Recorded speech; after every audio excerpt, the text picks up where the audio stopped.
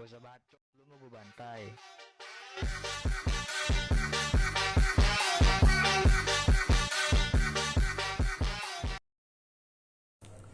Assalamualaikum warahmatullahi wabarakatuh. Perkenalkan, nama saya Jody Apriza Saputra dari kelas mesin A Malam dengan NIM 34122111005.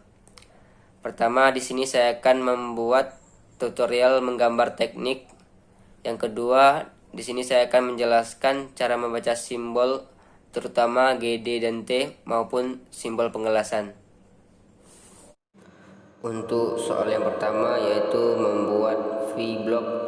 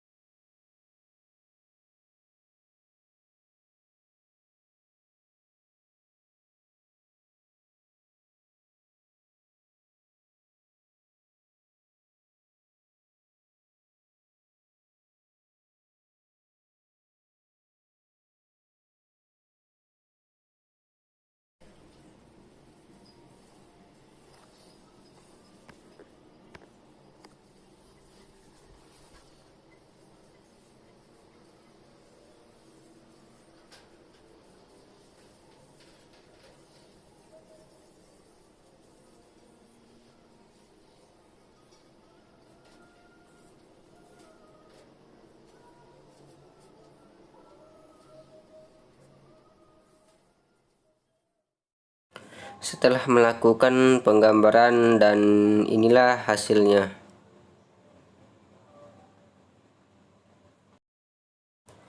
Yang kedua yaitu menentukan simbol GD dan T. 1. Simetri. Permukaan datar yang terletak di tengah celah atau alur pasak harus berada dalam dua bidang sejajar yang dipisahkan dengan jarak 0,05 satuan. Dua bidang paralel adalah simetri sehubungan dengan sumbu datum D ketika poros dan celah atau alur pasak diproduksi pada kondisi material maksimumnya atau MMC. Toleransi ini adalah jenis toleransi lokasi. 2. Konsentrisitas. Sumbu datum silinder runcing harus berada dalam zona toleransi silinder dengan jarak diameter 0,01-an. Sumbu zona toleransi harus koaksial dengan sumbu datum. 3. Konsentrisitas. Sumbu datum silinder runcing harus berada dalam zona toleransi silinder dengan jarak diameter 0,02 satuan. Sumbu zona toleransi harus konsentris sehubungan dengan sumbu rata-rata datum A sampai B. 4. Paralelisme. Permukaan sayap yang runcing harus berada dalam zona toleransi dua bidang paralel. Kedua bidang sejajar ini terpisah sejauh 0,1 satuan jarak. Juga bidang paralel harus sejajar dengan permukaan datum C. 5. Tegak lurus dan datar. Permukaan runcing harus berada dalam zona toleransi dua bidang sejajar yang terpisah satu sama lain dengan jarak 0,02 satuan. Bidang paralel harus tegak lurus terhadap sumbu datum A sampai B. Selain itu, permukaan runcing juga harus berada dalam zona toleransi lain dari dua bidang paralel yang terpisah satu sama lain untuk jarak 0,01 satuan.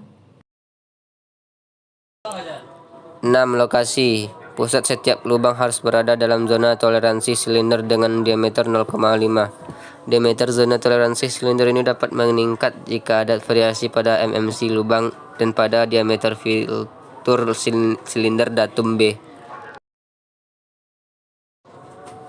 7. Runout melingkar. Ketika fitur ini diputar untuk rotasi 360 derajat penuh dan diperiksa oleh dial gauge sehubungan dengan sumbu datum B, gerakan maksimum pada penunjuk indikator dari dial gauge di setiap titik pada permukaan runcing harus kurang dari 0,01 satuan jarak. 8. Tegak lurus dan datar. Permukaan runcing harus berada dalam zona toleransi.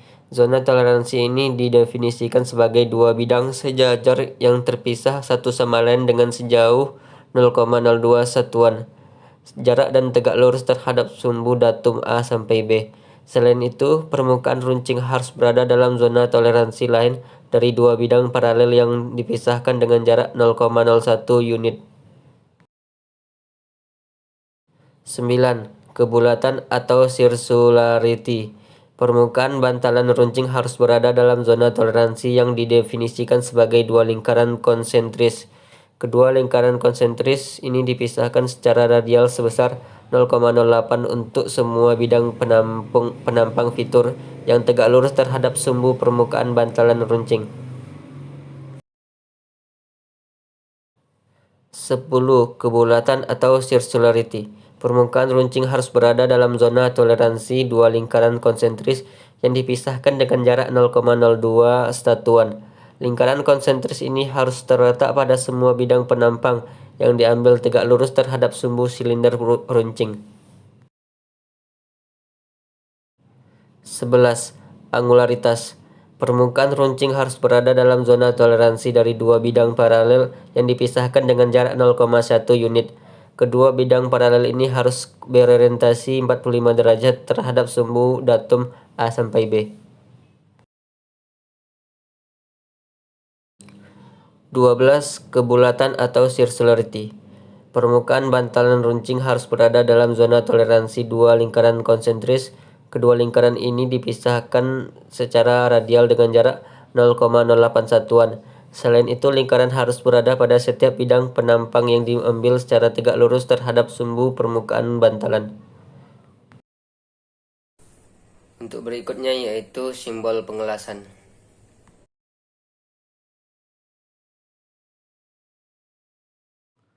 W1. Ujung anak panah menunjukkan posisi yang akan dilas.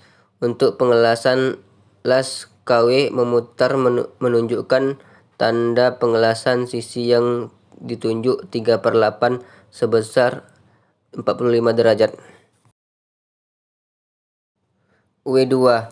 3. Ujung anak panah menunjukkan posisi yang akan dilas menggunakan simbol pengelasan untuk kedua sisi 3/16 jarak atas dan bawah sebesar 45 derajat. W3. Ujung anak panah menunjukkan posisi yang akan dilas dengan simbol las KW menunjukkan kedua sisi 1/4. W4. Ujung anak panah menunjukkan posisi yang akan dilas dengan simbol las KW memutar untuk sisi yang ditunjuk 1/4. W5. Ujung anak panah menunjukkan posisi yang akan dilas dengan simbol las KW memutar untuk sisi yang ditunjuk 1/4. W6. Ujung anak panah menunjukkan posisi yang akan dilas dengan simbol las KW memutar untuk dua sisi yang ditunjuk 7/8. W7. Ujung anak panah menunjukkan posisi yang akan dilas dengan simbol las KW memutar untuk dua sisi yang ditunjuk 3/8. W8. Ujung anak panah menunjukkan posisi yang akan dilas dengan simbol las KW memutar untuk jalur pengisi di bagian belahan sisi yang ditunjuk.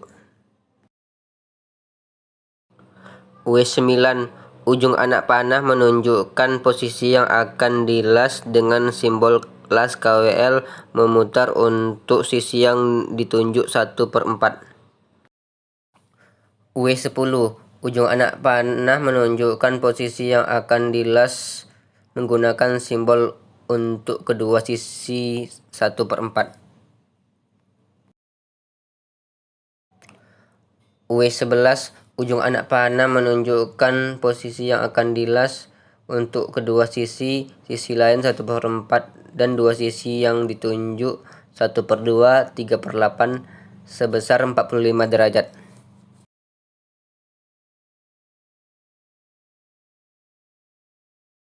Sekian presentasi dari saya.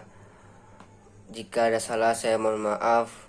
Muncul virus di Wuhan, jangan lupa jaga kesehatan. Banyak kata kurang berkenan, sudilah kiranya dimaafkan. Sekian dari saya, wabillahi taufik walhidayah. Wassalamualaikum warahmatullahi wabarakatuh.